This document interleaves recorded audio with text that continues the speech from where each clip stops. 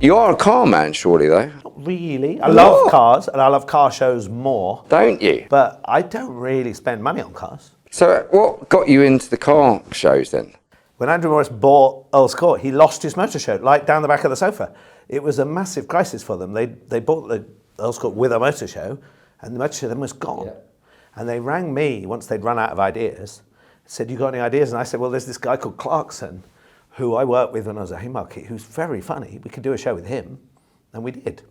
And it became the source of many stories and adventures. And we traveled, I think, 25 cities around the world, sold something like 3 million tickets to things all over the world with it. Amazing. Tell us a bit about Chris Evans, because Chris Evans, obviously, I would say he splits opinion, like you do, like I do. So, kindred spirit. Chris is very talented. He's particularly talented at, I think, creating a show live. Right. That's kind of an obvious thing to say, but you know, his genius is throw things at him under the pressure of live broadcast, and he'll make a show live. And so I admired him before.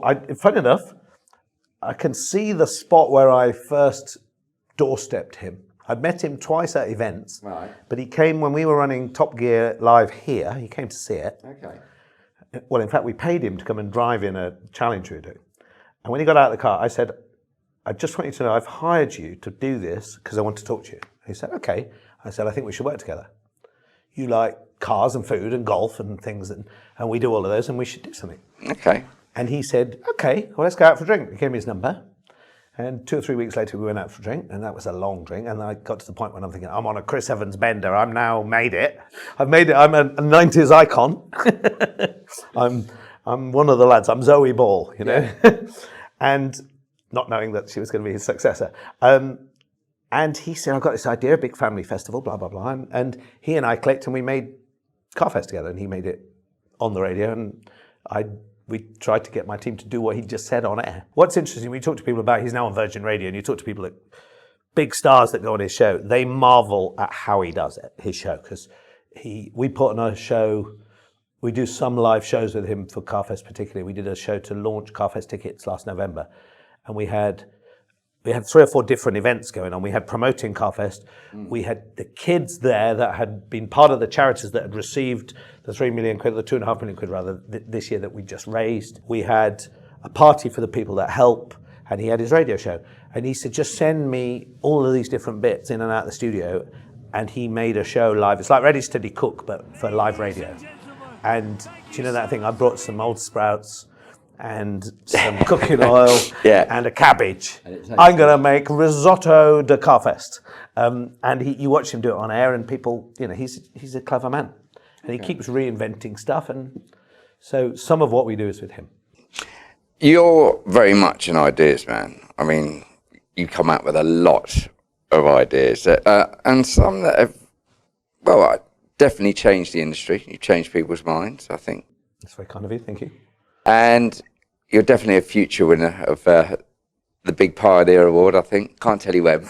Well, you know, I'm getting old. I am getting old. No, yeah, you can stick around for a bit longer. You know what happened to me at the AEO one? Have I ever told you that story?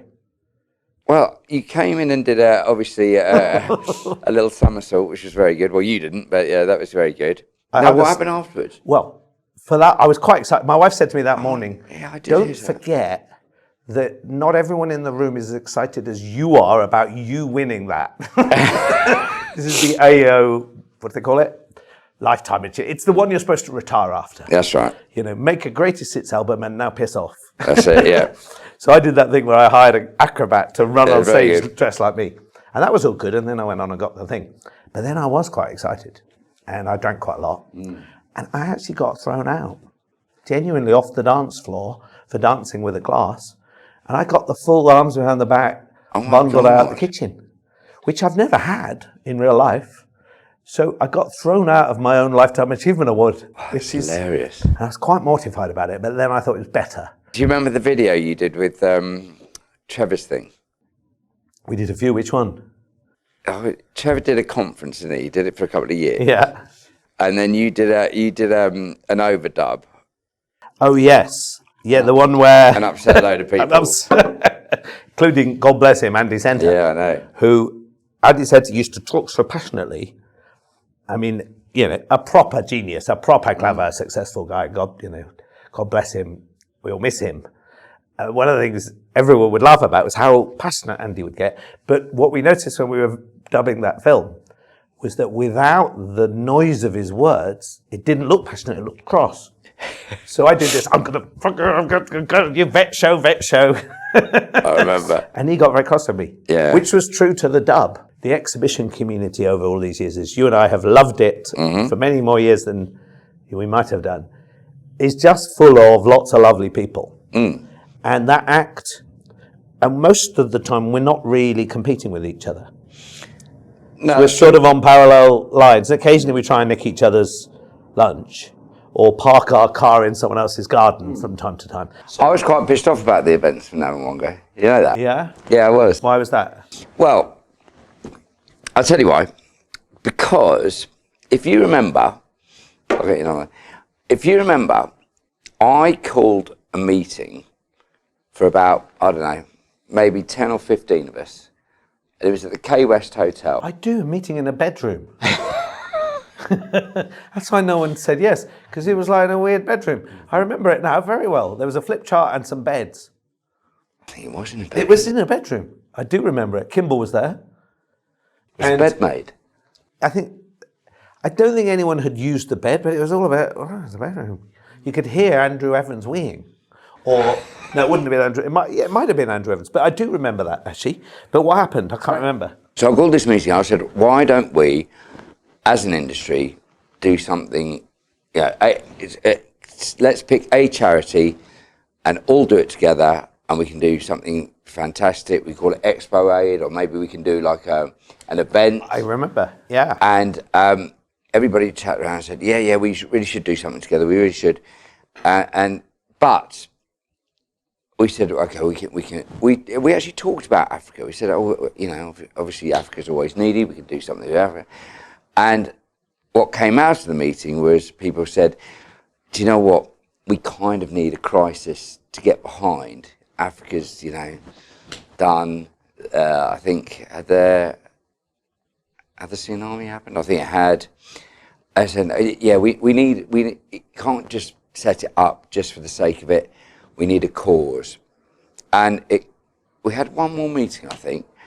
I don't remember a second meeting. We might have been. But maybe. So, but anyway, so you were pissed off. So, but generally everybody said, oh no, I don't, kind of, but no, we haven't really got there. No, I don't think so, no. And so I was a bit kind of, oh, all right, well, I might do something on myself. And the next thing I heard... You know why? The next thing I heard, eventually the next door bedroom. And I said, shh, come to my bedroom, where there's another idea, but don't tell Julie. No, don't do. Because the next thing I heard... but you know what? The event at Namongo had been launched. It was long later, wasn't it? No. Wasn't it? It was about a year later. Okay. And I wasn't even invited into that. So here's what I'd say about that. Here's what I'd say. I'm over it now. But I think the lesson, and I think I would say this to your readers and your viewers on the digital platform, that never have meetings in bedrooms. It casts a seedy air. And with Chris Evans on stage, you never know what's going to happen. They'd started doing this, and 10 of them had left, and Chris Evans walks out without anyone talking to him in his ear and just says, "Should we have an encore, Jules?" And they've gone. Do you want a drink? Should we have a drink? Well, good question. I don't really drink anymore. Do you not? You know have you ever done the thing about the exhibitor revolt?